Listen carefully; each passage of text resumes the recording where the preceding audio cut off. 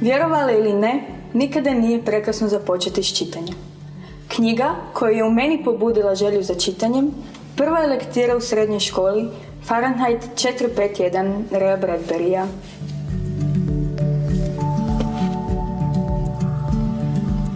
Bilo je nevjerojatno čitati ju jer je napisana 1953. godine, a tadašnji futuristički, znanstveno-fantastični roman odgovara stvarnosti koju danas živimo. Na sreću, ne u cijelosti, jer upravo čitajući knjige, učeći iz njih, podržavajući njihovu veličinu i snagu, sprečavamo da one ne nestanu iz naše stvarnosti, iz naših života.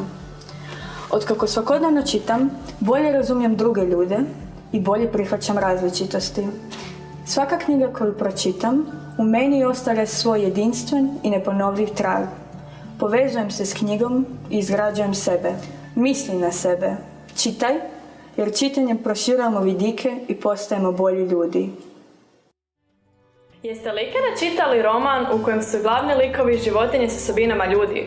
U kojem u svakoj od njih i ti možeš više ili manje pronaći neku svoju osobnost. Prasci zapovjedaju, konji rade, a ovce poslušno bleje. Način njihovog suživota na farmi alegorijski prikazuje način totalitarnog režima i vladavine diktature. Niste čitali? Ma ne treba vam skraćeni sadržaj lektira, Wikipedija ili ekranizirani romani. Mi smo ti koji čitajući knjige i riječi stvaramo neponovljive jedinstvene pokretne slike, filmove.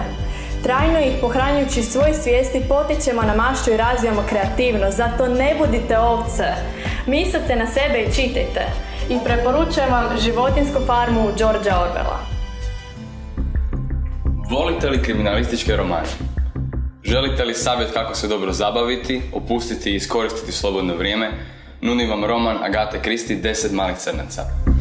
Ovo je jedan od prvih romana koji sam pročitao i uz koji sam, zbog zanimljivosti i napetosti, zaboravio na sve svoje probleme. Vrijeme je jednostavno stalo, a stvarnost je izgubila na svojoj veličini. Čitanje je postalo moja najdraža avantura. I nadam se da primjećujete kako sam čitanjem proširio svoj rječnik i unaprijedio svoje retoričke vještine. Postao sam sigurniji, samopouzdaniji i sretniji. Agatha Christie odvela me na izolirani otok kod ekscentričnih domaćina gospodina i gospođe Owen, gdje je boravilo 10 gostiju sumnjive prošlosti. Gosti su iznenada započeli misteriozno umirati i odsječeni od kopna znali su da se ubojica krije među jednim od njih. Misli na sebe. Čitaj Agathu Christie i saznaj tko je tajanstveni ubojica. Moja ljubav za čitanjem rodila se u 7. razredu osnovne škole. Do tada nisam htjela primiti knjigu u ruke, a sve je započelo romanom Johna Greena Greška u našim zvijezdama. Nakon toga, na mojoj polici s knjigama više nema mjesta.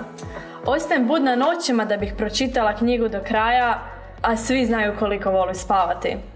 Knjiga je jednostavno postala moja obsesija i čitam svakodnevno.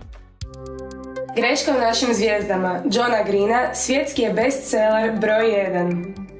Donosi priču o Augustusu i Hazel, dvoje mladih zaljubljenih ljudi koje spaja ista sudbina. Borba sa zloćudnom bolešću. Njihov zajednički put traje samo nekoliko mjeseci jer završava smrću. Međutim, ovo nije priča o smrti. Ovo je priča o ljubavi, o hrabrosti, o vječnosti. Green pokazuje kako svijet nije mjesto gdje se ispunjavaju želje i nije mjesto u kojem istinska hrabrost i ljubav spašavaju čovječanstvo. Ipak, uči nas da je intenzivno živjeti važnije nego dugo živjeti, pa su stoga neke beskonačnosti veće od drugih. Greška u našim zvijezdama jedan je od prvih romana koje sam pročitala u cijelosti, i to više puta. Poučio me da uz puno truda mogu ostvariti što god poželim.